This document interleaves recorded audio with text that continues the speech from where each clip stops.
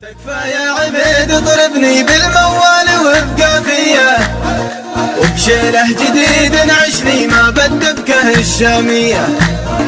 مهما صاحبي عاندني حيا ناده طارية، عاند والعناد اعجبني حيا نادها يا حيا.